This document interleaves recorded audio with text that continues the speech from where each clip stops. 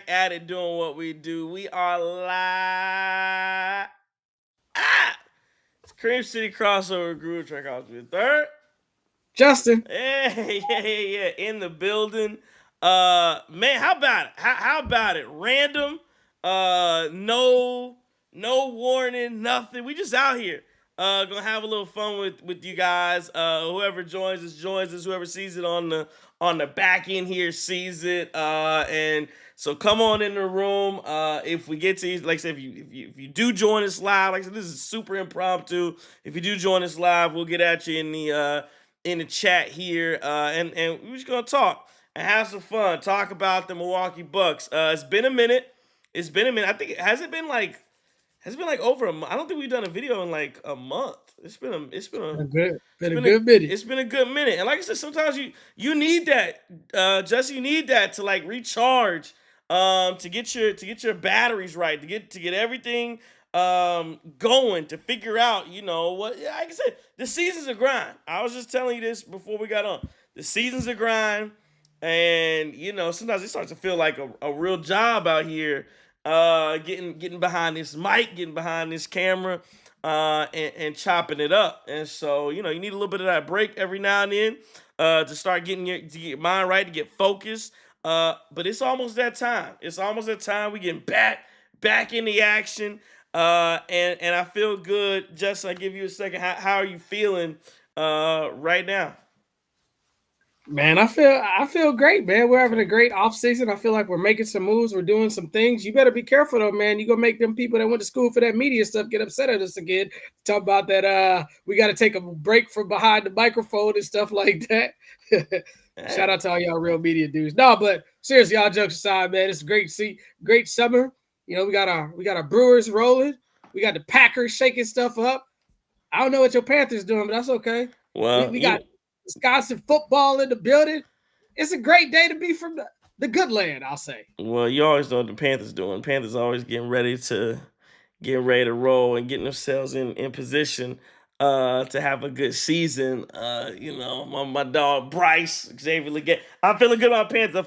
I know Packers fans are feeling good about themselves as well. But Michael Park, we'll get into all of it here in a second. But let's start with the Milwaukee Bucks and talk about everybody's back, got to recharge. Who else is back? But Thanasty re-signing. The Bucks re-signed Thanasty. Antetokounmpo didn't play last year. Averaged 2.5 points, 1.5 rebounds during his previous 5-year stint with the Bucks.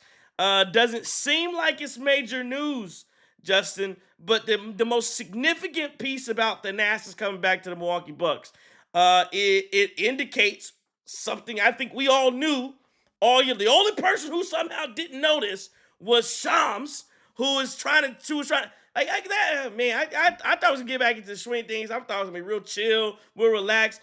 But how stupid does Shams look right now? Shams got the I eat ass face all over because like you have to just perpetuate this rumor that he can't. I mean, I just don't understand why he did it. I for the life of me, I don't understand why he felt the need to keep going and going with this. And again, Shams has sources. We know he has sources. Shams is, he's huge in the game. We know it. Giannis doesn't leak stuff. So whoever Shams was getting this from, and I think again, what do we know about Shams? We know that I can't remember who it was. No, that was Mark Cuban the other day who came out and said, will you do favors for Shams? Shams, you send him stuff, he send you stuff. And it gets me, my wheels turn into thinking about well, why would Shams throw this stuff out there? Again, I think a lot of his stuff came from NBA circles of people in the NBA who, because we know he has sources. There's no question about that. I think it came from NBA sources who wanted Giannis to leave. And I think it came from other teams and executives who clearly wanted Giannis to leave. And I think, again, conventional thinking leads you to believe, well, he's got to be unhappy. He probably wants to leave. This isn't a great situation. Yeah, he's been thinking about it. He's made statements before that say, if the team's not aligned with winning, but it just seems at some point when you say it once and you say it twice and you say it again and he hasn't gone anywhere, and then the Bucks go so far as to waive and stretch Damian Lillard. To me, At that point, that had to be that to me would have been the trigger to say for Shams and everybody who kept perpetuating that Giannis wanted to leave to back off. Because there's no possible, unless you think that John Horst and Wes Eatons and what's my man from Cleveland, Jimmy Haslam, Yeah. unless you think they are just absolutely stupid. And again, you may think a lot of things about John Horst and Jim Haslam and Wes Eatons, but they ain't stupid. They might make decisions you don't agree, but they're not stupid. So unless you think they're absolute buffoons, you don't think they would have cleared that they were stretching and waving in Damian Lillard and bringing on Miles Turner. Like at that point, that should have been the trigger to go, you know what? They probably have talked to Giannis, and Giannis probably gave an okay that he's coming back, because otherwise there's no reason for them to do that. But anyway, I digress. This now has to be the final nail in the coffin of the will Giannis leave this year. And again, Sean said the other day, well, he'll at least start the season with the Bucks, move the goalposts back further and further. But the Thanasis coming back that gives you everything you need to know. Giannis will be back with the Bucks. There is not going to be a trade. Again, he didn't play last year, torn Achilles, working out in May of 2024, which prevented him from playing for Greece as well in the Paris Olympics last year. But Justin, I mean, what do you think when you hear that Thanasis is back with the Milwaukee Bucks? Like, does that give you? I mean, where does it? Are number one? Are you happy about that? Does it? I mean, obviously it means Giannis is coming back. Is that one brings you the joy? Like, what is it that brings you the joy? That Thanasis is back with the Milwaukee Bucks, or do you go so far on the other side? Like I see some people say, man, why is he back? Why is he here? That's not what we want to see in Milwaukee. We should use that on a player that can actually play. Where do you fall on Thanasis coming back to the Bucks? I feel like my response is going to be a little bit biased, right? Or what did they call me last year? Trey, delusional. So sometimes I just recently went back to the city of Milwaukee. So to think that Giannis was ever leaving, and he has to do what he has to do to keep himself employed to get them clicks. But when you go across the street from the Pfizer Forum and you see one of these joints up there with the Antetokounmpo joint, full of it, selling shirts, t-shirts, ball caps, draws, keychains, whatever you could think of, hand over fist, you got to understand that guy wasn't going anywhere, first of all. Second of all, I think we can all agree Giannis' best years on the Bucks is when Thanasis was on the team. So, but if you listen to these NBA guys, even Jeff Teague has talked about it. Those guys played better when Thanasis was there. He was a player coach. He was this, he was that. Give me a start on Jeff Teague, but go ahead. I feel you. I can't tell you who the 15th man is on the Minnesota Timberwolves roster. I cannot tell you who it is on the Brooklyn Nets. Can't tell you on the Hornets. I can tell you on the Lakers. We all know what that was all about, though, right? I can't tell you on the Phoenix Suns. I can't tell you on the Dallas Mavericks. My point is, who cares? If it's Amir Coffey, if it's Andre Jackson Jr., if it's Lefty Lopez out of the G League, I don't care.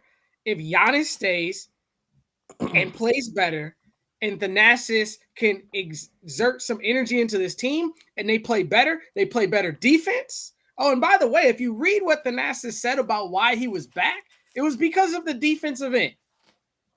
And at the end of the day, 15th guy on your bench, he's 6 fouls. He's a hard foul when we need a foul. He's a guy that's going to get into Giannis's face and get him to play at another level. And I think that's what we really need to get over this Eastern Conference hump. So I think it's a great signing. And more importantly, for the Antetokounmpo's brand, it's even better. Go ahead and put the other two boys up there in Oshkosh and let's open up another makeshift store and sell more stuff if it keeps Giannis here for the duration of his career for me. Yeah, no, I'm with you, especially on just like you mentioned Jeff Teague. And Jeff Teague, again, on his, he has a successful, podcast.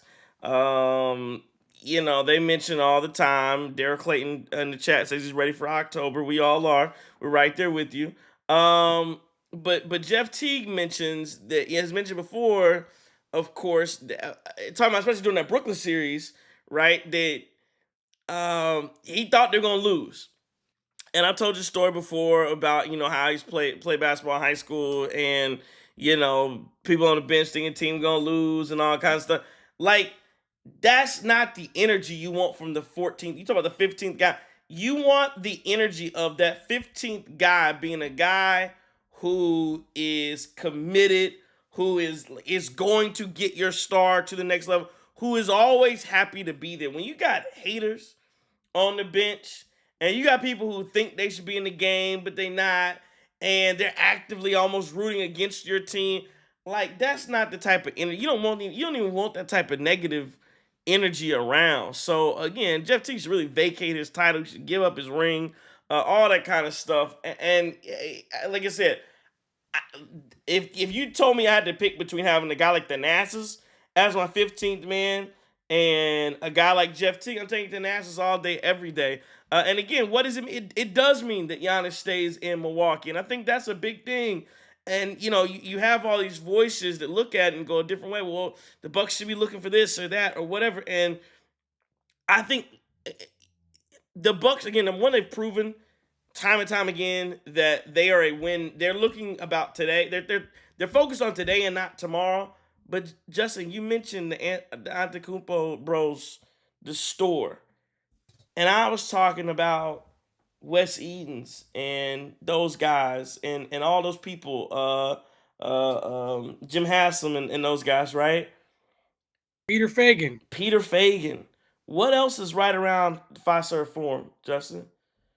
The Deer District? The Deer District, the bars, the restaurant, the hotels, the apartments that they've put up. I don't think people understand. It's not always just about basketball. Like, there's a brand all around. Like I said, not just for Giannis, but for the Milwaukee Bucks. It's not just about, well, they should start over so they can. Starting over doesn't mean just starting on from a basketball perspective. That means starting over when you're talking about revitalizing your downtown area.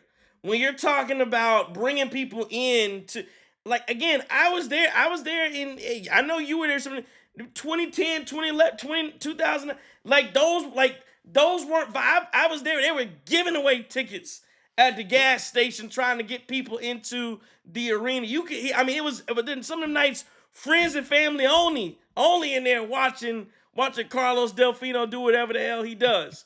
Right? Like that Luke Rittenauer out there. I'm like, come on, man, what are we doing? You should, like, so yeah, no, there's a financial interest in having Giannis on this basketball team. It goes beyond basketball. NYC Randy with his super chat says, the guys are back. Hope you're doing well. Hopefully a trade coming soon for the Bucks. But regardless, Giannis MVP loading. Also, Shams, and especially Teague is a loser, straight loser mentality. NYC, listen, you didn't say, I don't think it can be said any better about the loser mentality of Teague. Shams with his agenda. Giannis, you do want to see MVP. And again, we will. Let's talk. We can talk about the potential for a trade too. Because again, I could definitely see it happening. And I think I was talking to my guy Danny Levin, and we were talking about this earlier today. And it's just funny because when you look at, I don't think people really thought the Bucks would pull the trade that they pulled when they did it for Christmas. I think people thought the Christmas would be. Could you have seen the Drew Holiday thing? Did you see Damian Lillard coming? I don't know. And so, yes, if there's an opportunity for a trade out there, 100% John Horst is going to take it. You know he will.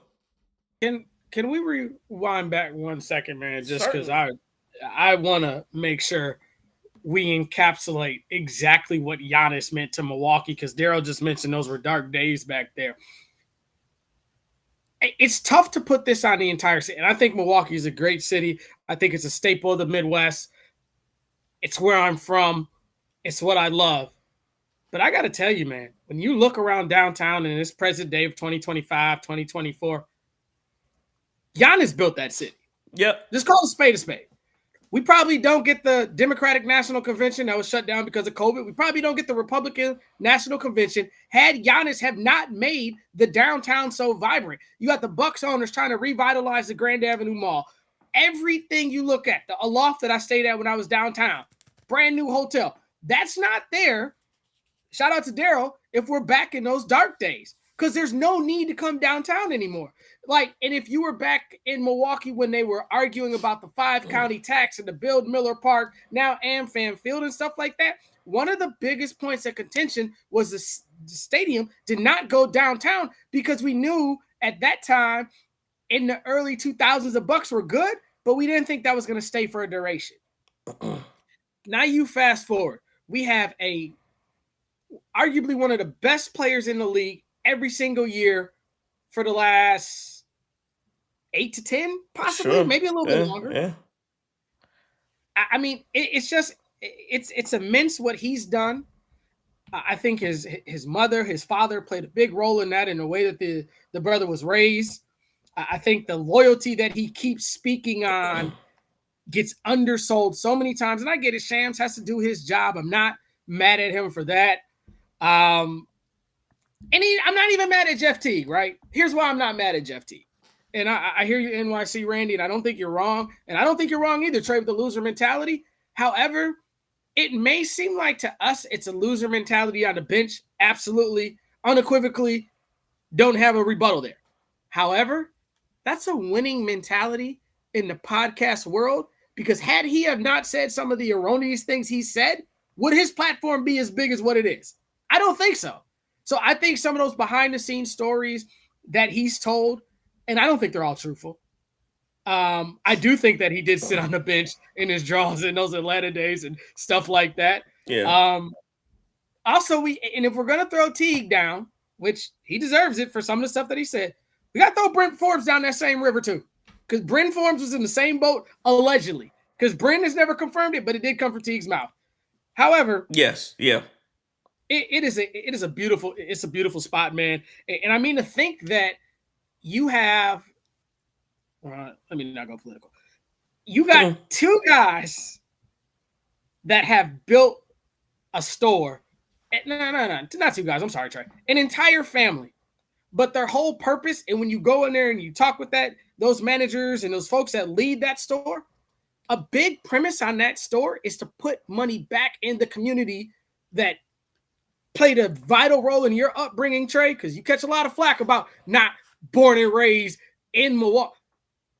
You have a vital piece of why you are the guru because of Milwaukee, Wisconsin. Am I off on that? No, you're not off on that.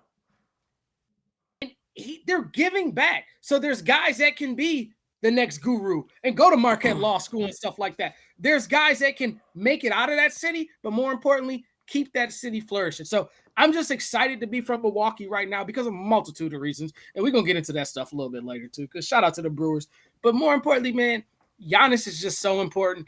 And I hope he never leaves. I said it before last year. Rebuilding. Daryl said it. Trey, you said it. If it was that easy, we wouldn't have sucked for so long. Spade is spade, and I'm a Milwaukeean, so I can say that. Yeah, no, you're not wrong at all. I think again all valid points that you bring up, and you want to see it. You want to see him stay. You want to see him again. As far as I'm concerned, he's a Buck for as long as he wants to, at least until you start to see his game take a step back. And so far it has not. And it will not. Let's talk for a second about the Bucks roster as it is. They signed a training camp deal for Amir Coffey a couple weeks ago, 28-year-old wing, non-guaranteed deal. Again, the Bucks currently have 17 guys on under contract right now. Can take 15. That 15 guaranteed deals. So again, if you're looking to plan out the numbers, that means either somebody's got to go, or maybe Coffey doesn't make the team. I don't know. We'll see here. Again, he's a 38%, a little over 30% three-point shooter for his career. Shot 40% from three last season in 72 games, 13 starts for the Clippers. Decently high volume back in 2021-22 for his career. Averages around 10 points, 1 rebound, 1 assist. Some notes on Andre Jackson Jr., who, again, you signed Thanasis. You look at Amir Coffey coming in. Now, Thanasis' deal is guaranteed. Amir Coffey has a training camp deal.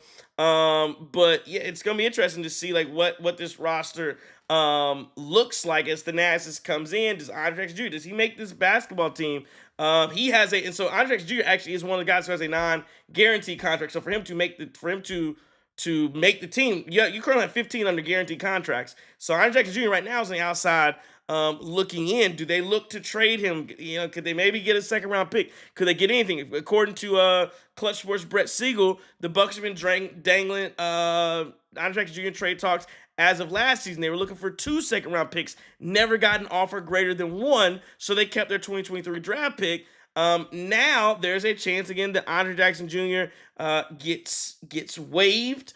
Do you think? What do you think is the likely scenario there? Does Andre Jackson Jr. make this basketball team? Does he get waived? Are the Bucks able to trade for him? Do you think this is again a waste of resources when you look at a young player and the Bucks aren't going to be able to really do anything? It looks like the Bucks aren't going to be able to do anything with him. Is he a total lost cause at this point? I still think Andre Jackson Jr. has a lot of potential to grow into. The problem is with this team and the championship window is only as long as Giannis can be the greatest player that he is. That sometimes you got to make tough decisions. I hope that he's really working on his game. I know he went over to Greece this summer and he worked with Giannis, and I hope that he's really putting in the work. I think the kid's a national champion. He showed a lot of great promise in college. He showed a lot of potential here, but then he showed a lot of things where he's played himself off the floor. So it's tough to say. That kind of segues us into something. Hopefully I'm not overstepping, Trey, but we had this thing sitting here for a while, and it's before things went all left. But I think maybe our next show we'll find a way to give this out, man. This is giveaways. Ajax photo at 8x10. Got the certificate of authenticity here. So we can, we can try to give that away, man. We'll figure out something real cool for y'all Bucks fans. But hey, I think, and shout out to Daryl. I think he's spot on with that. Kuz and Ajax. I'd do it. Would you? Yeah, I do. I don't think that. Well, I don't even know if the money works. Oh, Kuz and Ajax. I don't know if the money works. Yeah, I would do it. I don't know if Sacramento would do that, but I'd do it for sure. Again, at this point, why not? You're looking for things to get done. Why not? And again, here's the thing: the Bucks don't have, and Cream City 1846. Again, we not even gonna do the negativity with you tonight, because like I said, I don't even feel like it. Like you said, Cream City 1846. He's the Jeff Teague of watching this show. So it's one of the things where we let the haters that's mad on the end of the bench just go ahead and sit there. You can enjoy the ride and you get a ring at the end, but you're gonna sit there and keep hating. But my thing is, what the Bucks have done. This gets back to looking at the totality of the roster. And here's what I'm not gonna do when I look at like Amir Coffee, and again I get on I obviously I'm on social media too much, and I look at some stuff people say on social media, and they're like anytime one of these names comes up of like somebody who has played in the NBA before and they were halfway decent and whatever, it's like Amir Coffee, and then people jump for lose their minds. Like Amir Coffee is about to be the difference between it, and he's not. I'm just objectively, he's not. We don't have to. We do this all. We did it with what's my man's name? Miritich. When here come Miritich gonna come in and do something. Who was my man? Dark skinned dude. We got a buyout for him. He was a 4. No, he was Serge Ibaka? No, well him too. But he was a 4. Man, dark skinned dude. I think he retired the year we got him on a buyout. One of the playoff years, like 2019. Oh, Marvin Williams. Marvin Williams, yeah, he's not. Paul Gasol too. Not Pau Gasol. Hell, Pau Gasol came and play like three minutes with the Bucks. That's like these guys come in, they're not changing anything. So Jeff I'm not Teague too. Right. So we wanted Jeff Teague for years, like when he was actually good. But my point is, I'm not about to sit here and I'm just not about to sit here and beat down the walls like Amir Coffey's about to come in and change anything about the Milwaukee Bucks. If he makes the team, makes it great. If he doesn't, great. He's just not going to move any kinds of needles at all. So we don't have to pretend like he will. Like I saw him get signed. Oh, this is a great value signing. Yeah, he's not. He's not impacting nothing. Now, but it goes back to my point about Daryl Clayton talking about DeRozan. And here's the difference when we look at this roster. I'm talking about this roster. And again, we're gonna be short tonight. We're gonna be here all night. But and again, this came out of nowhere. We just wanted to talk. But so appreciate you for joining the show. But this roster, Justin, the difference between this roster and Bucks rosters we've seen in the past is this roster, the past Bucks rosters. I'm talking about relative recent past.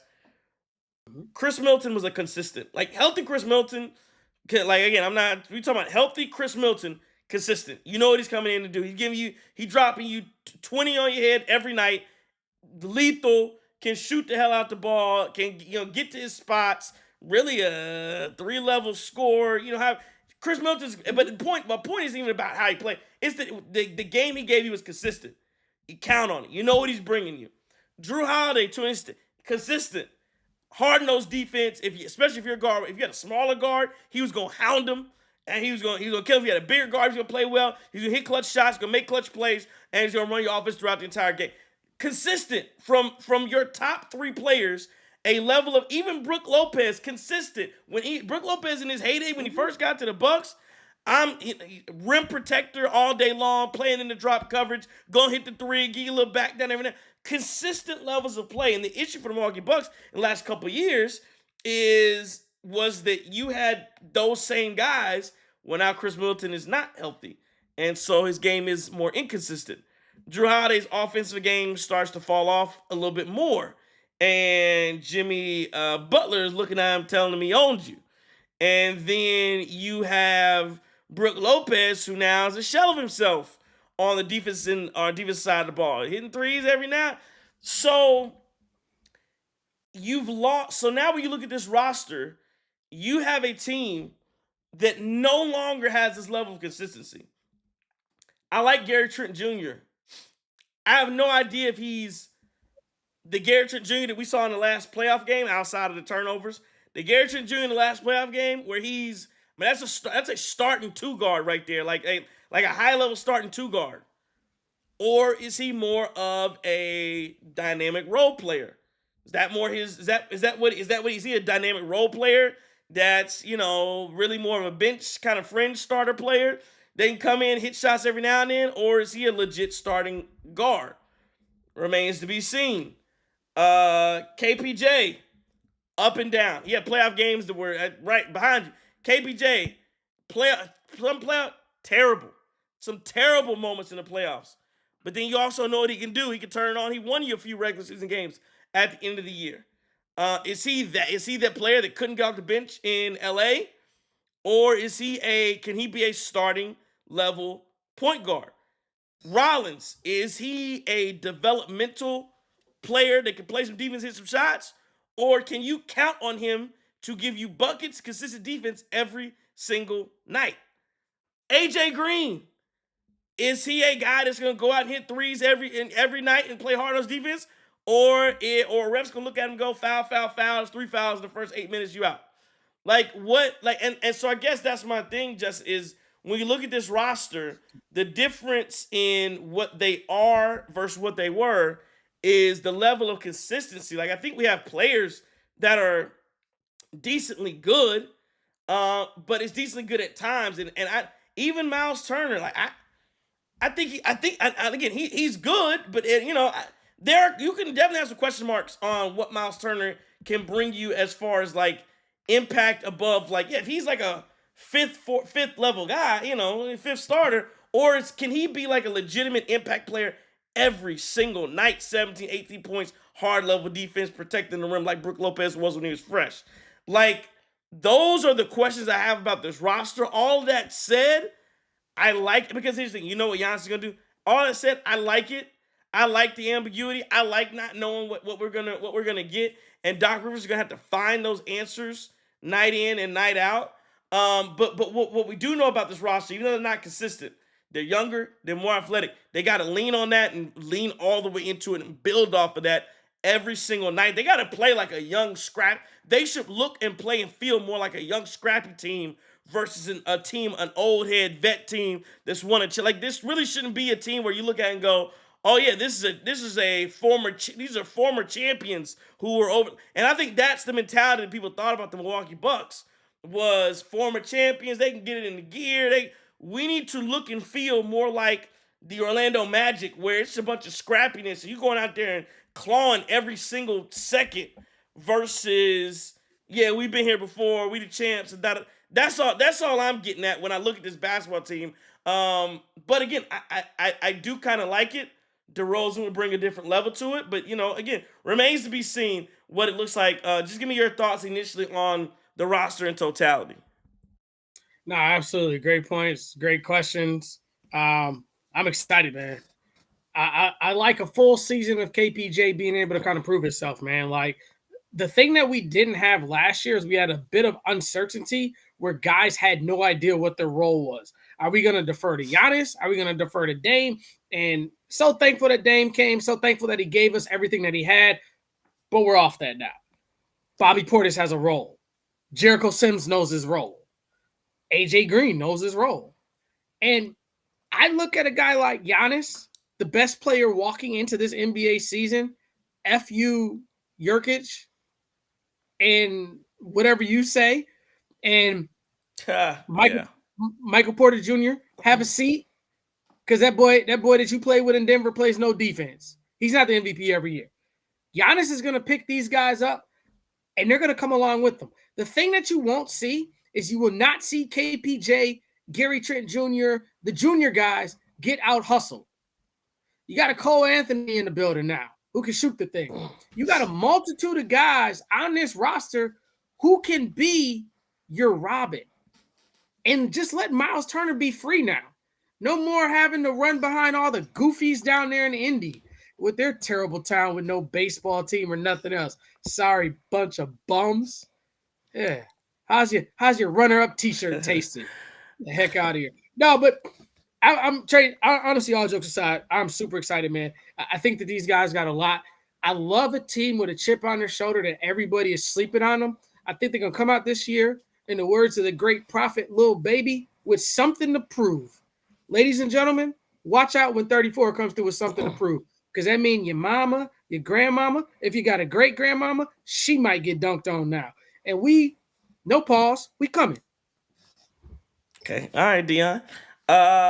He-Mans is on Twitter.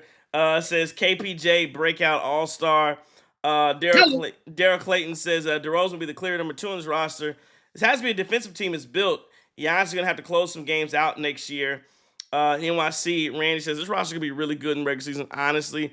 Playoffs, though, nah. Too many holes. Have to make a trade to be true contenders. Listen, NYC Daryl said he mans it. I agree. I think the Bucks are going to be fine in the regular season. I think, like, the people who think they're going to be fighting for, like, 6 through 8, I don't see that. I think they're going to be I honestly think they're going to be a top 4 team, but I think they're more, their baseline is 5 versus I think people saying that they're like their baseline. Again, barring injury. Now, if Giannis gets hurt again, it can all go to hell. But I see them more as a baseline 4-5 team versus 6, 7, 8 is just me. Like, again, I think New York is good, Cleveland's good, Orlando's gonna be okay. They don't scare me. And then who else? Boston with Tatum out. We'll see when he comes back.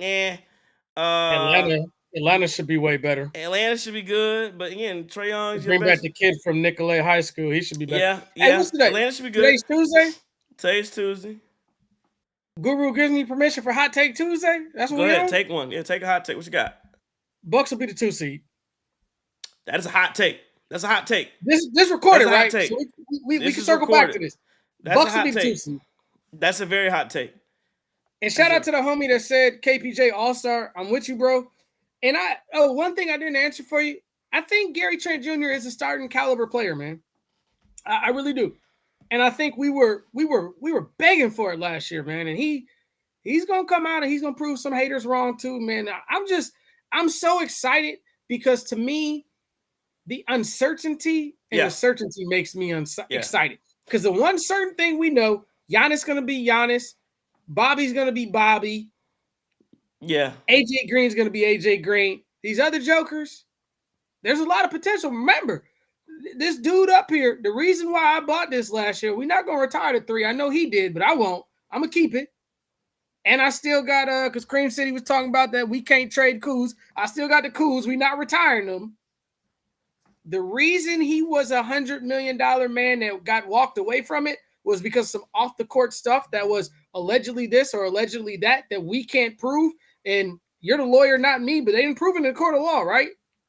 Well, I think the wife or girlfriend or partner, I don't know. They could. I know she walked back a lot of statements. I wasn't there. We weren't there. I know she walked back a lot of stuff, and but versus whatever happened, I don't know. But she walked back a lot of her claims. I know that.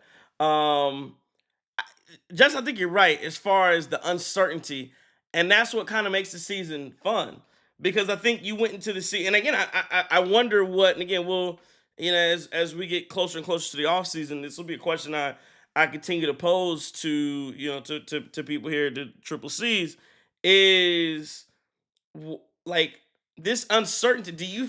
Does this make you feel better about the season or worse? Like I think when you think back to everything post 2018, it's been like the expectations have been high. Championship, bust. You gotta win. You gotta that. If you lost, you're riding with every win and loss. You feel a certain way with knowing the roster. The roster's it's officially turned over. It's officially turned over now. Do you feel like but it was funny. It's officially turned over, but the best player's still here. So like, are the expectations lower?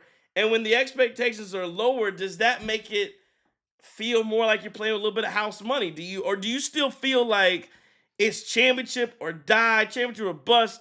And if you're not winning championship or if you're not in competition with first every single night, because again, to me this means, like I said, when you have a roster that you don't know what they're gonna do every single night, that to me means that there are gonna be some nights where you have some bad performances, where some guys may not show up, where you throw in the towel some night. Again, I remember some Jason Kidd teams where, yeah, we just didn't have it that night. All right, yeah, you don't call it. Are you prepared to have some of those nights where it's just like, yeah, the guys they didn't bring it tonight, and that's gonna be okay. What Belichick say? We on to Cincinnati. On Cincinnati, yeah. Belichick need to be on Cincinnati. What he on? He on the UNC Charlotte now. Good guy. We'll get to that too. The uncertainty is great to me because it's just that level. But I was talking to a great guy that that helps produce T's and Q's, retired Cubs fan. You know what I'm talking about? Dropping pipe bombs in here. I know he's a retired Cubs fan. Go ahead. Oh yeah, retired. Sent him down to the porta potty with Greg Council and the rest of them bums. But kid that grew up in Chicago, grew up a lifelong Cubs fan. And kind of like us as Bucks fans, right? And you in the chat can appreciate this too, because we're in the same boat right now in the bike wheel with the Brewers.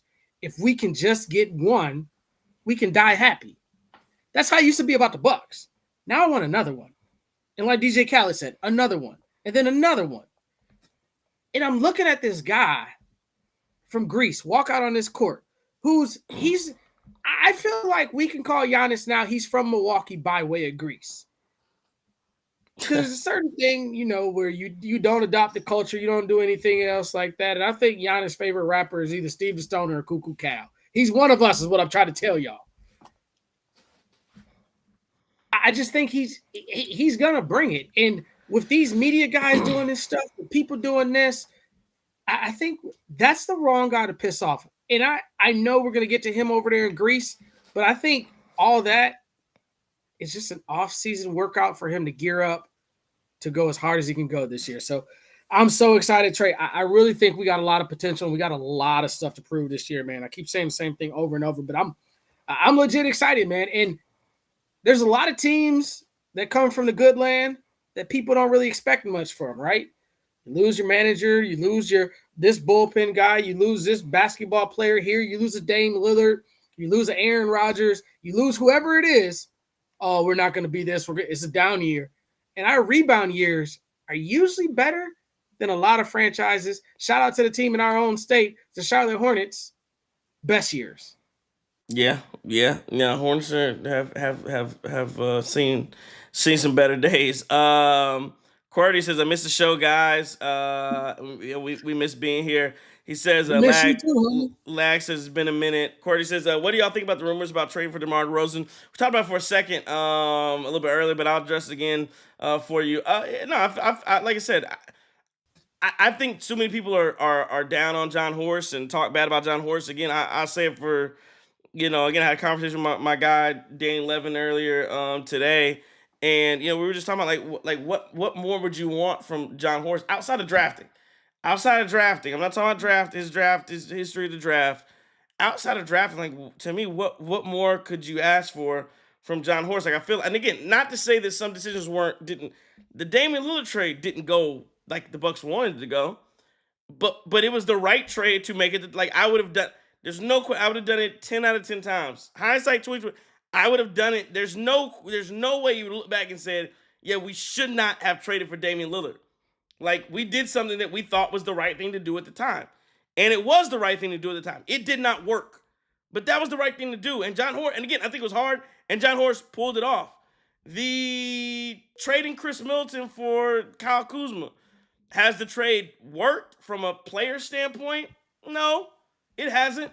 But you had to rip the Band-Aid off and get rid of Chris Middleton. Again, the issue is he probably should have did it a year, maybe he probably should have did it a year earlier. Didn't do it, but you had to rip the Band-Aid off of Chris Middleton. You had to do it at some point.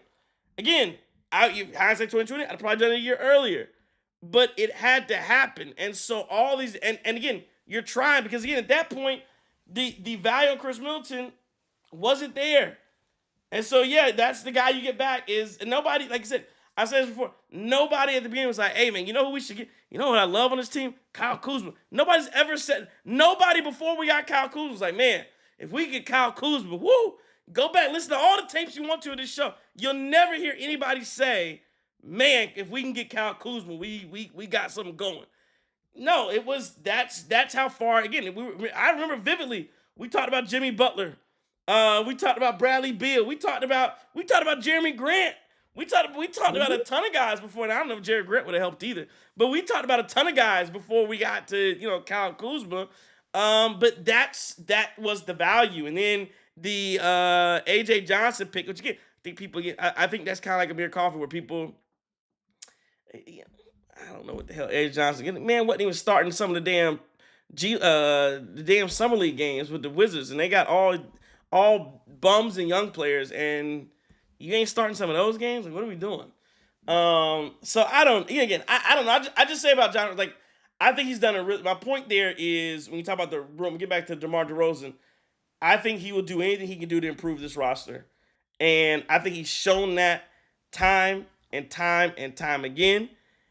And I put total faith and trust in what John Horst thinks about this basketball team and how to make it better, especially when it comes to talent already in the league. So if you want, if it's moving off Kuz and another piece for DeRozan, I know somebody said Kuz and Ajax, but yeah, I think it's probably, again, the question goes. Here's the question, Justin. Everybody wants to get rid of your bad players for players that work. That's fine. There are people who act like, here's a question for you. Is AJ Green untouchable? I mean, since Cream City was talking about untouchable players, there's a lot of people, I'm telling you, there's a lot of people on Twitter who would act like AJ Green is untouchable. You can't move him for nothing. Why would you ever think about moving AJ Green? Again, if you want to get players back, you got to be willing to part with some guys that you like. I'm not saying it's right or wrong. I'm just asking, like, is that something that you would do? Because, again, if you're Sacramento, hey, what the hell I want Ajax and Kuzma for? No, give me somebody that can play. Like, Ajax and Kuzma, what the hell are they going to do? I think AJ Green is valued a lot like Bobby Portis is in Milwaukee, where he's our guy. So we're kind of want to keep him around. So I'll give you a thing. AJ Green had a homage t-shirt that came out. Bucks Pro Shop sold out in like 45 minutes, I think it was. As soon as they marked down those jerseys from last year, the City Edition joints, AJ Green was the first one that was sold out. Would I trade him? I mean, you know me, man. I don't want to trade any of the guys Yeah, I that I know you rooted don't. for I know all you last year. don't. But if you tell me that it means we're going further and we got a shot, by all means. I never wanted to trade Middleton, and I got my ass handed to me for a Kyle Kuzma jersey. And the folks, that's a pause. The folks, the folks didn't understand that the whole point of the Kuz thing wasn't about him as a basketball player. It was about embracing the new wave of what the Bucks are. Do I think Kuz can play a lot better in this off season and getting more into his role? I hope so. I think the trade is still left as TBD right now. I mean, the cat's out there on the blonde hair stuff and the weird tattoos again now. So if that's what he needs to get his mojo up, let's do it. I support it. I think he's the first emo player we've ever had on the Bucks. I don't know if he can do it and be emo. You know, I'm an old man. I think KPJ is emo too. KPJ is emo too. I see the black yeah, fingernails. yeah, he's definitely. What that boy finesse 2 times say? It's a problem when I do it, but it ain't a problem. Yeah, that's about So, Caleb for you. Because KPJ, my boy, paint the mugs whatever you want. But Caleb, listen, that's it. Just listen. I don't know, man. Like we're in a great spot, and I think that right now, I'm about to piss y'all off. Right now, where we are with the coach that we have, I think he is the coach for a KPJ. Okay, I can see that. I give that. To develop these guys that are questionable. And then as far as Amir Coffey, like, I mean, these are bench players. Yep. And they're important. They are. And you got to have 17, 20 guys to fill out this preseason roster. But to think there's value in them, it's a lot of like Jay Crowder vibes to me. Like, he's just going to be here.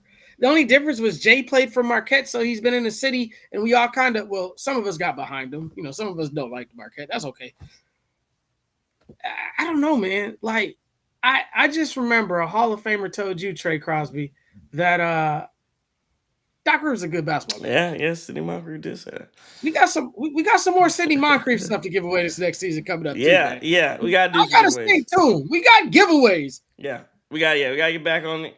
Giveaways going. We got some other stuff too. Can we show this right now? Show it. Show whatever you want to show. You got it. We working out something with the homie too. So if you're watching, this is the only Bucks podcast you need to rock with. We are them. We are him. I like that. If you're in the chat, Trina, Tina, she's her, all of them. Hey, look, man, y'all better lock in. It's gonna be a great season this year. It's gonna be a great season for sure. It's gonna be a great season. Bucks 920 says, boys working OT. That's right. OT. We ain't been there a minute, but yeah, we out here. And he says, Trey, put that green and gold. No, sir. No, sir. You see that process blue. You see that process blue. You see the process blue. Y'all got your own color blue out there? Yeah. That's all the process. That's process blue. That's process blue. Hey man, this is super pause, but y'all boys ain't coming up to Lambeau and winning. You got too many cute boys on the team. Them boys ain't gonna come up there that frigid cold. Hey, yo, first off, but yeah, like I say, you gonna see Offensive Rookie of the Year coming up there. That's what's coming up there. You know, yeah, the best receiver in the you draft coming to class. see Matthew Golden play football? Best receiver in the draft class coming up there. You're gonna see that. You're gonna get to see a live in action. You're gonna see a real quarterback coming there. You know, so you're gonna see a lot of stuff. We ain't worried about no Michael Park. He ain't gonna make it the whole season, no way. That back messed up. So we ain't worried about it. We ain't worried about it. Y'all got bamboozled. What happened to you? Please kill me in chat. Curdy says, what top 10? You talking about like top 10 in like players of all time? I don't know where you're getting at. What top 10 list are you talking about? Go ahead. My bad. I forgot one thing when we talking. Go ahead. Because we on this hot take BS, whatever. John Horst is the best GM ever to work in the city of Milwaukee. Ever to work in the city of Milwaukee. Ever. The fact that he pulled off the Dame trade when no one expected it. The fact that he brought in Drew. Hey, no disrespect to Mr. Hammond as well. Bringing Giannis here was absolutely amazing. Yeah, that's the only thing. Yeah, if Horst had been behind that, no question. That's the only thing is that it does feel kind of like him and bringing Giannis is what did it. That's the Yeah, but only thing. we weren't there though until No, we Horst weren't. took over and brought in Drew and brought in Dame and he's Hey, brought in PJ Tucker. and He's he made a also lot brought of in moves. Bud. He fired Jason Kidd, brought in Bud. That was a big one too. That might have been one of the biggest moves. That might have been one of the biggest moves. And I hated it at the time. I did too. I did too. But there's no question. Like I said, Bud was a better coach of that basketball team. No question about it. So yeah, no, it definitely, again, it feels good. Like I said, I'm excited about this basketball season that's coming up. And yeah, man. So like I said, stay tuned. Stay with us. We'll have a lot of this. As we get, obviously, we are getting closer to the regular season, to training camp. With the Milwaukee Bucks. So again, we'll just stay tuned with us. We have some giveaways that are coming up, and obviously we'll be on a little more frequently, as well as things do progress. Can I do one thing, Trey? You can. Is that okay? You can always, yeah, do I it. want What you got? let me see what we're gonna do here. Let's go Daryl Clayton, NYC Randy, Qwerty, Lags, and Bucks 920. Inbox the Guru your address. We got something coming for you. Let's just do it. All right. Let's just do it. So y'all said, here with us in the offseason. He said Daryl Clayton, NYC Randy, Qwerty, Lags, and Bucks 920. Hit me. So you can either hit me here or hit me on Twitter at TCIIESQ. Hit me there in the DMs, or hit me somehow. And again, Justin, just say CCC got something for you. Okay. So again, appreciate you. You never, like I said, impromptu. This is an impromptu night, and you rock with us, and so we rock with y'all. That's how this thing goes. We give something away from you. I'm showing what they got. Away for y'all here. All right. We got these grit books, and these grit books. So this is a grit book. If y'all missed it last year, go back to the podcast, to the YouTube channel, watch it over. But this is Sidney Moncrief's book that he wrote about his kids, and it comes with a Hall of Fame autograph on the inside. There you go. There you go. So you brothers we mentioned, what do we say, Trey? We got 4 of them. Daryl Clayton, Qwerty, Lags, Bucks 920, and NYC Rand. That's 5. You know what? I'm in such a nice move. Cream City 1846. You send that junk, we're gonna send you one of these autograph books too. We got 2 more. We got 2 more left to start the season. We'll think of something creative for that. But if you here with us in the offseason, I feel like we need to reward these folks for rocking.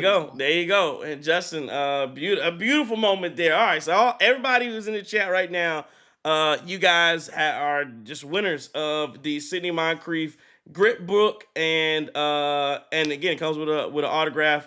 Autograph grit book as well. Bucks 920. That's love. Again, we appreciate y'all. Daryl Clayton as well. Best post game in the city. You know it. Tell a friend about the Cream City crossover. All right, I'm gonna ask you a couple things. Then we'll get out of here. We'll shift gears a little bit from the Bucks.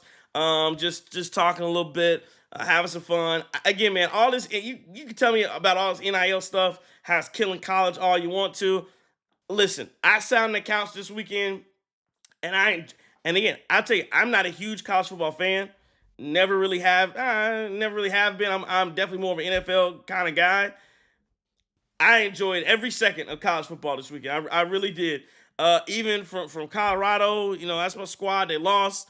I watched the Clemson game basically in its entirety. That was fun. Clemson, LSU, Florida State beating down Bama.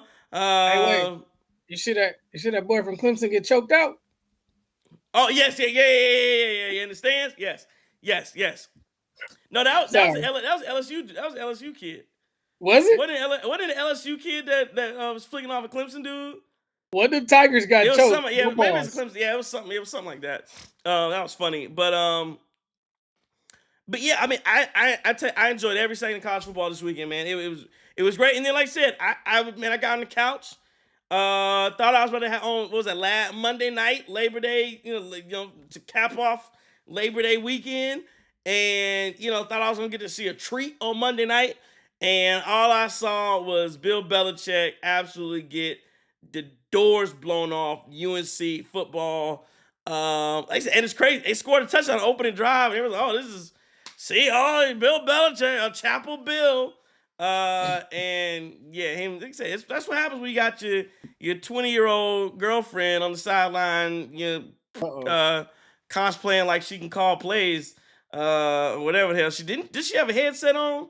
Somebody said I don't know. Somebody said she was gonna have a headset on, so she could listen in during the plays. Well, anyway, they got beat down. So, but I tell you, I did enjoy everything I saw college football this weekend. I just wonder what your thoughts were. And again, you look at I tell you about when I look at Bama.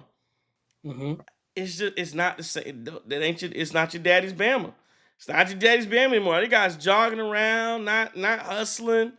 You got guys carrying, support dolls. Let me just say, you roll up to a stadium with a support doll.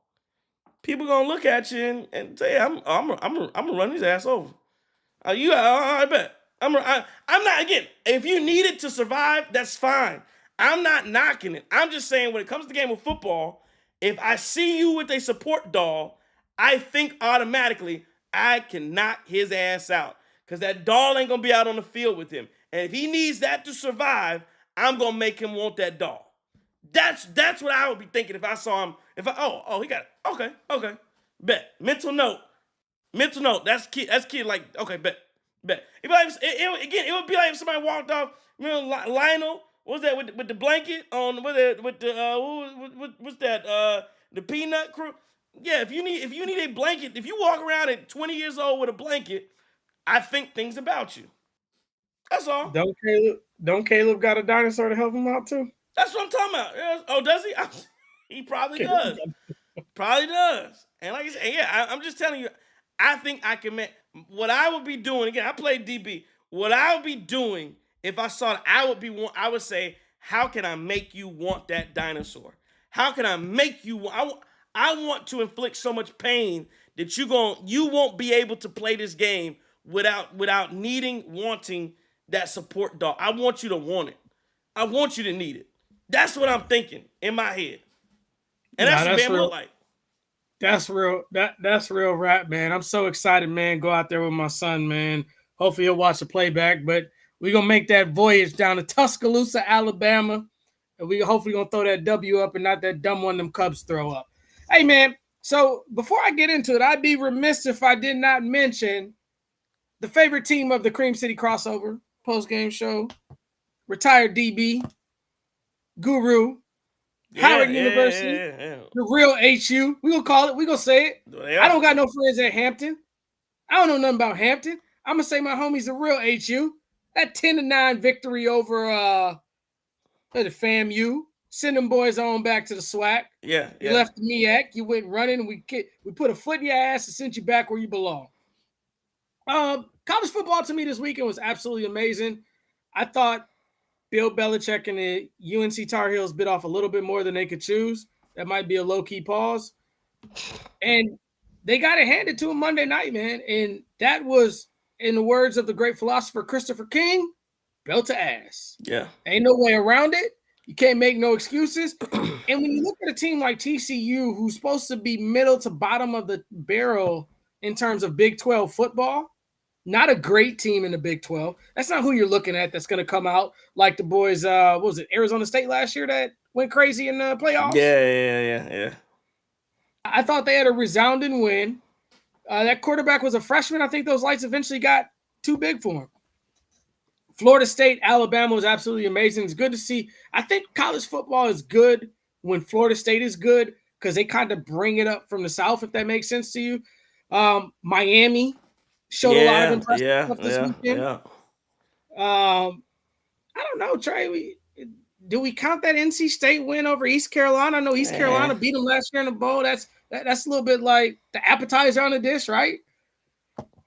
What about my Badgers, though? I thought with the quarterback getting knocked out, we're cursed as cursed could be, but I thought that defense, and listen, I know it was Miami of Ohio, and I hate when you call them that.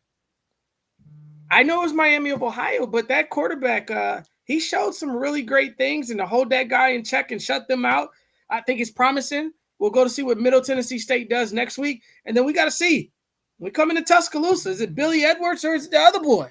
We're just gonna call him the other boy right now. He hasn't earned his name to be called yet, but it's the other boy. College football is great though. NIL is great. Everything is still competitive. So if you like football, you should watch it. But make sure you watch some Howard Bison, man. Yeah, Shout out to the Howard Bison. yeah, for sure.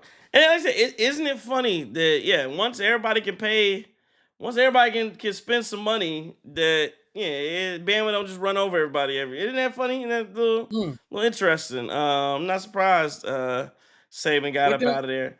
What that comedian say? He said Alabama been playing people for years. That boy from Notre Dame. Yeah. He said it to Saban on the show. Yeah. What's my man's name? I can't remember his name now. He got a show on Netflix, but yeah, he's funny. I don't know. What did you see? What Dan Lanning and Dan Lanning went back and forth with somebody. I can't remember who he went back and forth. Oh, he went back and forth with Mike Gundy. Because Gundy was saying they be paying players over there, pay a bunch of people over there, and Dan Lanning said at Oregon, and Dan Lanning said that here's some good quotes. I like Dan Lanning. He said that he said something to the effect of like, some teams use the resources and pay their players so they can win, and some organizations, some programs save their money so they can have excuses for when they lose. That's, that was a good one.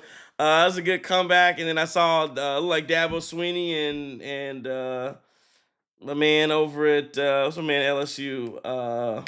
The dude that they went back and forth a little bit. From Notre Dame, from well. Cincinnati. Yeah, I can't think of his name right now, but yeah, they went back and forth a little bit as well over some things. So yeah, it's like I said, it's a good weekend. Tish says, "Hey fellas, playback game." Yeah, Tish, you're going to join us. Watch this thing back. Sorry, I know you hate it when we don't give you advance warning, but we just run it. Courtney says, "What do you guys think about Giannis playing point next year? Are they winning?" Brian Kelly. Brian Kelly, yeah, that's exactly who it is. Sorry. Are they winning more than 43 games? Yeah, number one, I think they win more than 43 games. I think Giannis running point again. It just leads to does he get to the MVP? Does he win MVP? I think that's the question. Do they win enough games? Because again, if the Bucks, somebody said your hot take, Justin. If you're telling me the Bucks, you said the Bucks are gonna be top 2. If they're top 2, Giannis should be MVP. Is no question. Because Shams running around all year telling me about he's got to leave. He needed to leave because there wasn't enough. You had the Bucks wave and stretch Dame. You had the Bucks go get Miles Turner, and you had people telling me that Brook Lopez is better than Miles Turner. So why you didn't even upgrade at that point? You look who's the roster. So again, if all I'm saying is keep that same energy. So again, the Bucks are a top 3 team. Giannis needs to be the MVP. That's what I feel about Giannis playing points. He's gonna have as many opportunities he wants. Courtney says, is Joel Embiid and Philly making some noise this season?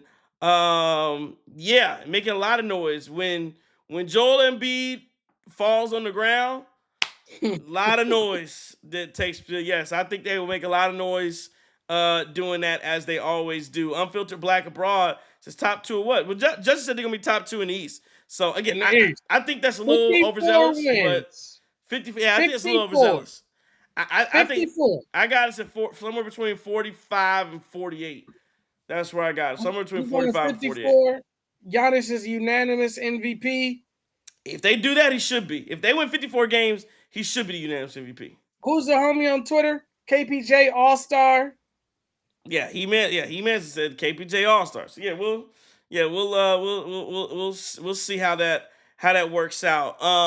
And again, like I said, I'm excited and encouraged. But yeah, I think Giannis definitely this is probably his best shot to win MVP that he's had in a while, because I think there's been a lot of fatigue, a lot of discussion, a lot of kind of that talk going, and now the expectations have lowered significantly, and he's gonna have an opportunity. Because again, when your expectations are high, because we tell you top 2, that wasn't like a shocker. When you hear, the Bucks gonna be a top 2, top 3 team, everybody thinks that's gonna be the case. And when they finish 4 or 5 out in the first round, that's look, Giannis, who should he lead? But now people are predicting bottom 4 in the East, as far as I'm telling from your top 8. That back half of the top 8, 5, 6, 7, 8. When those are the predictions, then yes, if you overcome those, you have no choice, I don't think, but to look at Giannis and put him right back in those discussions. Even though he's always in them because he finishes top three in the MVP every year. So we'll see. Anything else? We can talk about any. I know NFL's coming up, obviously. I'm again, I'm excited always about the season. My Panthers start off with the Jaguars week 1, which is gonna be fun because I definitely am interested in try. I love Travis Hunter, so I'm interested in seeing what he looks like. Playing both sides of the ball. Who the Packers got week 1? Detroit. Detroit. Yeah, that's gonna be a good one. As well. What do we start off with? Philly and Dallas Thursday night, and then Friday night is what, Kansas City. Somebody in Brazil, right? Yeah, it's in Brazil, but I can't. Kansas City, San Diego. I feel like it is. Is it Kansas Is that City right? in LA? Oh, Lord have mercy. Let me see it just because. Yes, it's can yeah, that's what it is. Cowboys Eagles Thursday night, and then Friday evening Chiefs Chargers. We'll kick things off. Where do you see? Where do you see this NFL season again? Of course, I know you Packers fans are jumping for joy with the sign of Micah Parsons and getting that off. But where do you see this football team? I'll tell you, I don't like the decision from Jaden Reed playing through this foot injury. It just feels like something that in week 5, 6, 7 is gonna come back, and then he's gonna need some different level. And like I said, Michael Parsons has an injury too, so I mean it's gonna be interesting to see what the Packers look like, and whether that trade comes to fruition. So am I worried about the Parsons injury? Not as much because I don't think the Packers have some of the most conservative doctors there are in the NFL, right? They make guys wait 2 to 3 extra weeks from coming back. So I feel like they wouldn't have cleared that trade. The Jaden Reed thing, a little bit worried about it, but I think a lot of that pressure off of him is going to be taken off due to the fact that Golden being a golden boy now, man. We gonna be right, man. I feel like what's that philosopher that plays for the Memphis Grizzlies? What he used to say all the time? It's Something about a parading in the parade. city. Yeah, I think we got a parade in the city when your boys with that, I don't know what you call it, that highlighter blue come to town, that Crayola pack that got retired 20 years ago, and you still wearing that damn blue come to town. It's a parade in my city. We gonna meet at Bryce Young, and we gonna knock that little dude's helmet off, and we gonna knock Jared Goff's helmet off, and we gonna knock the fingernail polish off that boy. Who else we got left? JJ. I don't know who the hell you are. I think the Packers are primed up and we ready to go. Cam Newton can wear as many bow ties with Yankee jerseys as he want to wear. That ain't gonna help him be right. Hey, it's a great time to be from the good land, man. We coming, man. We coming. No pause. Who's the boss? um, yeah, man. I feel like NFL season is always it's just I think that Philly obviously is up there. They're up there Um, for sure. yeah, for sure they're up there. I think in the NFC there are a lot more questions surrounding. I gotta get a mic. A lot more questions surrounding. What else you have going on. I wonder, like I said, is Washington going to be back? As far as Jane Daniels having a season that he had. Mm-hmm. What do they look like? Of course, you had the Stafford's NFC health. with Stafford's health. You had the NFC North, where basically the entire division outside of Chicago was really good. And Chicago again, the NFC North looks primed to do that again. And then you look at Chicago, and it's like, well, can they get themselves right? And then you look at the AFC, and again, it's always the year for Lamar Jackson. Mm-hmm. Is this the end for the Chiefs? Which I think is another huge storyline that's gonna be fun. And then I think I think Denver has a real good shot at being a really good football team. Um, Buffalo's Cleveland always Browns. there. Who? The Cleveland Browns with that running back I drafted in our fantasy draft. Who you draft? I don't know, dog. I was on a golf course with my daughter. I picked Yeah, somebody. see, you was out there playing games, gonna lose your money. Uh, but yeah, nah, man. I think I just think a lot of things. It's just always feels wide open in NFL. Even though you have your favorite teams, your teams that are favorite. I feel like it just always feels wide open in NFL. So it's gonna be a So real let fun me season. let me ask you a question, because Yeah, go ahead. Sporting News has Jordan Love ranked as the 14th best quarterback in the NFL. That seems low. Dak Prescott is ahead of him at 13. Yeah, I wouldn't do that. I'll put Caleb him over Williams that. is ahead of him at 11. That's yeah, you playing games at that point. Okay. I trust you, Where Bryce man. Young at? I gotta go back to sport. He probably like 38. Ah, hell nah. He got Bryce back up. Bryce Young should be right around right now. He should be right around 16. So he should be right around half 16, 17, 15, 16, 17, 18. He should be right around that number. And then he gonna prove it throughout the year that he's the top So 12. I give you a lot of sport, a lot of Lord have mercy. I'm typing in text and talking to you. I give you a lot of smoke about the Panthers because that's what I'm supposed to do. But I'll tell you this: Bryce is Bryce is a talent. Anybody that He says is. anything different than that, hey man, it's all good for jokes and stuff like that. But He, he that boy, he he he is a talent, and the funny thing is, again, to me the biggest thing has been the durability that he's been out there. Obviously, I started getting benched. He's played through basically everything. He stays healthy, and the funny thing is, you got the guy who they drafted, right after him, Anthony Richardson, who big, strong, but he been the one that hurt every 5 seconds. So hey, leave my frat brother alone.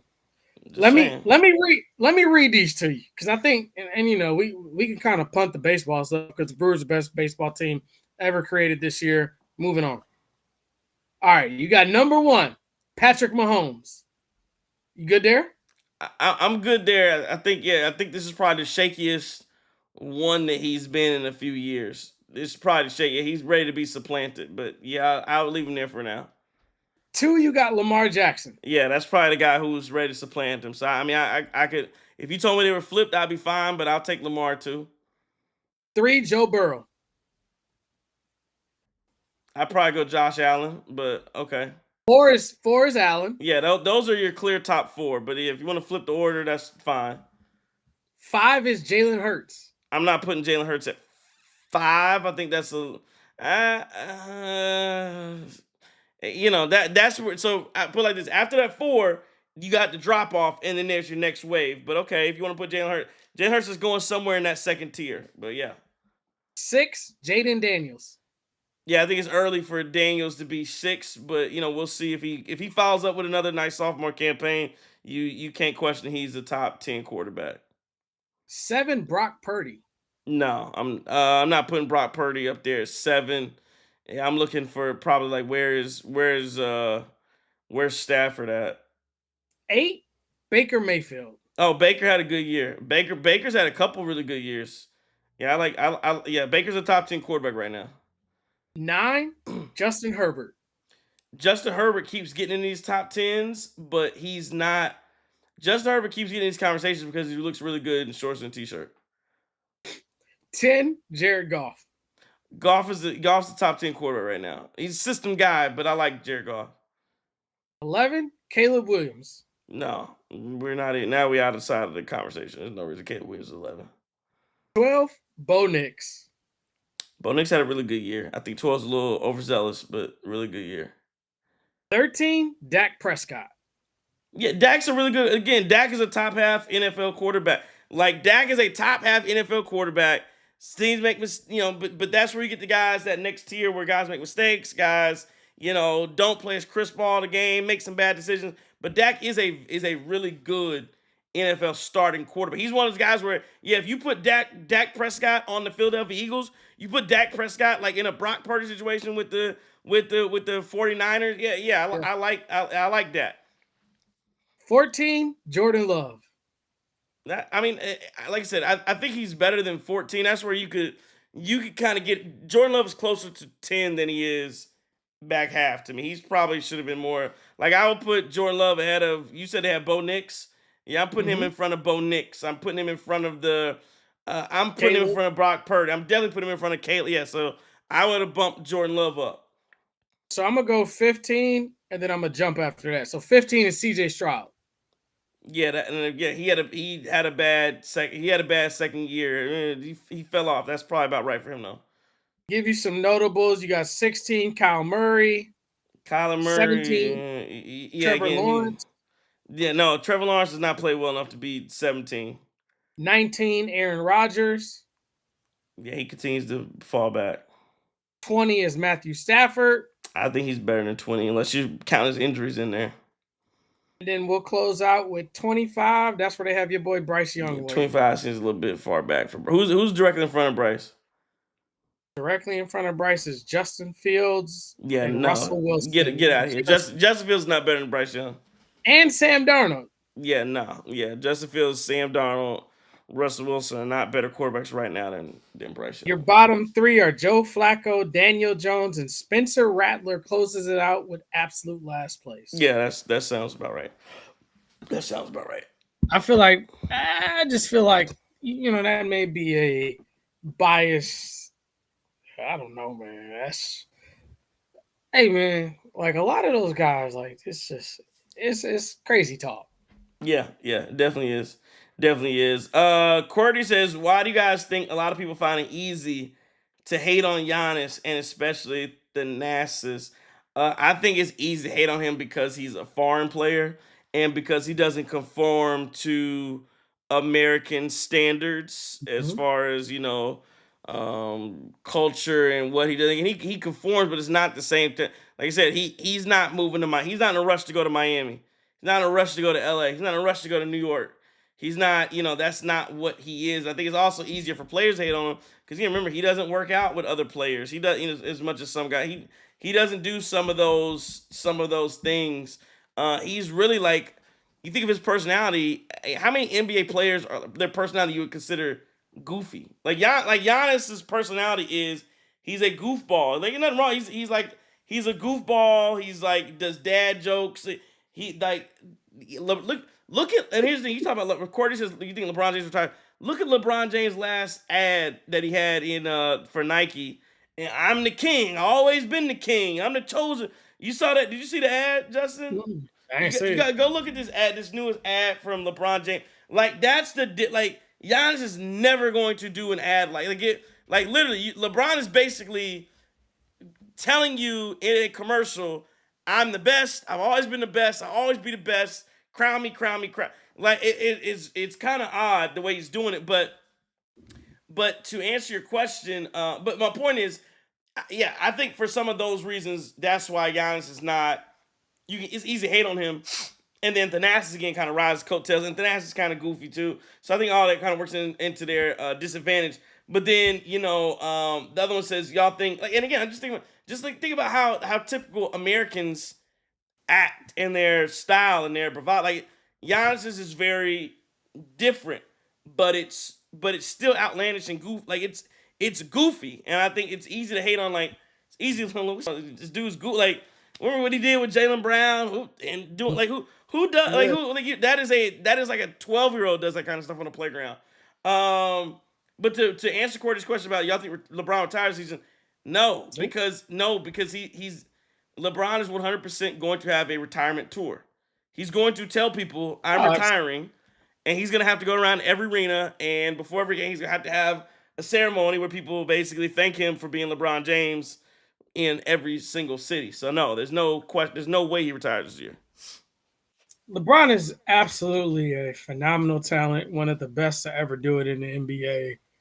He deserves the flowers that he's going to get on his retirement tour. I think he's going to wait to play with Bryce. It'll be a Bryce and Bronny and LeBron situation. And then the following year after that, he will go head off and ride into the sunset. I feel like that's why you see a lot of this stuff as far as where he will play next. I wouldn't be surprised if he went back to the Cleveland Cavaliers or he went somewhere. Shout out to my homie D Hunt. But hey man, it's just different levels, man. Like Mike ain't have to do all this stuff. And 25, 30 years later, we still rocking the same shoes that he wore that tore up his feet. I won't wear LeBron James 7s 30 years from now. Also, LeBron James did have a nice catalog of shoe though. The South Beaches was dope. The nines The were amazing. The nines, I give credit nine, on what he them. had, where it was like the The ones, 15s or the seven. LeBron had a few shoes that were really kind of fire. I ain't gonna lie. LeBron did have some. but can he re-release them to the level of what Yeah, I don't Nike is know. doing? No, I don't think so. There's nobody, and Ja, for as creative as he's getting with them, Giannis, if Giannis Giannis has a wasn't a nice book, shoe too. Giannis has a very underrated nice shoe. absolutely he Yeah, does. I think he does have a nice shoe. He has a nice shoe, and I think Lamelo has a really nice shoe too. I just can't do the Pumas, dog. Yeah, I but he hear has, you. it's a nice shoe. You know who else has a really nice shoe? Devin Booker. Who's Devin that? Booker has a nice shoe. I never heard of him. You talking about the dude that locked the Frank Kaminsky and them boys Yeah, that yeah, couldn't even start at Kentucky, yeah, that guy. and then watch Frank Kaminsky almost beat our beloved Bucks in the championship run? Hey Yep, man, look, that guy. He has a great nice shoe. questions though, He homie. has a nice shoe. Yeah, no, great questions all the way around. Justin, I leave the floor to you. I don't have anything else. I don't know how long we went. I said it wasn't Man, gonna be long, but I feel like it's been over an hour. I don't know. Uh, this is like when you're just talking basketball with your friends, you talking yeah, sports with your friends, man. It's a great time, man. These Milwaukee Brewers, let's go find a way to beat these Philadelphia Phillies tomorrow, man. Let's make our beloved friend Pipe Bomb and Tim Allen and them boys over there at the game on that post game happy. Let's get the Guru on the next joint with some Brewers gear on. Take that Panthers sugar honey iced tea off. Because by the time we come back, what would it be? How long you think? 2-3 weeks, Trey? what you What you mean? think next time? Well, next time we come back and do something for these Bucks fans. Uh, I'm not sure. Yeah, it shouldn't be too long. I mean, yeah, I don't know. We might be on the cadence where we start getting back weekly. Yeah, I don't know. Yeah, weekly every yeah, maybe be a couple week and a half, something like that. But yeah, we'll definitely be Well, back on here if chatting and we talking to. if we do a week and a half, the Panthers will already be eliminated from the playoff contention, Nah, is what we're trying to say. So, nah. you know what I mean? So, hey, man, just tell you this, and then, we can close out, man. This year has been a trying year. You see so many people that come and go. You don't know when your time is to go. So embrace it, love it. I know it's tough in these Bucks games and these Brewers, the homie Trey and the Panthers, and just appreciate this time we have here, man. There's so many people that are gone, man, and we gonna do. I went up to the city of Milwaukee. I was present for the Euchre game. Absolutely amazing. That guy is just he's just so great. And then you think about it to kind of correlate it back to the Bucks. Jim Paschke has worked with this guy. You don't see a lot of guys like Yeah. that, man. So just appreciate the time when you're here, man. We're in a great space right now, Milwaukee. We got the Bucks coming up. We got the Packers doing well. We got Howard University doing well. We got to make sure we keep Howard on that forefront. Yeah. Yeah. HBC football is phenomenal. Got a lot of them brothers in the NFL, man. But more importantly, man, Giannis and them boys coming through, man. So if you're not ready, you can jump on the bandwagon. Oh, one last thing before we go. Keep that negative Buck stuff off of the Brewers Twitter. Like a lot of y'all casual Brewers fans jumping in that are Bucks fans that want to be negative. Like, let's just leave that. Can we put on the Milwaukee Admirals tray? Is that okay? Like, we don't Yeah. need the Yeah. negative stuff. We need some more positive vibes, man. Embrace the struggle because we're not going back, bro. That's No. all I got for you. No, hundred Appreciate you. percent, 100%. Well said, all around, especially on you. I do, yeah. So, again, Daryl Clayton, appreciate you. He sent his address, so we'll get that out to you. QWERTY, so Daryl QWERTY, Bucks 920, NYC Randy.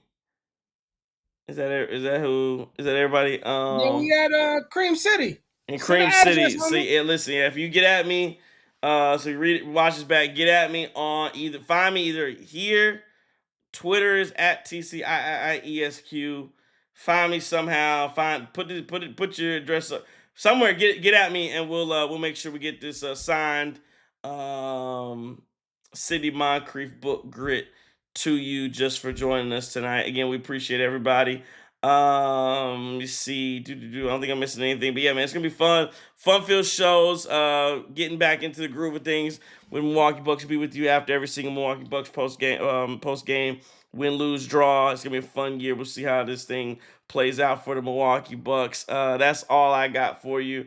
Again, please hit the like button, follow, subscribe, all that good stuff to the Cream City Crossover. It's the best Milwaukee Games post game show of all time out there. Best in the land. Often imitated, never duplicated. This has been a Cream City Media Group production from the Group Workouts Reserve. Justin. If I am your enemy, it's only because I dare to tell you the truth. Don't take no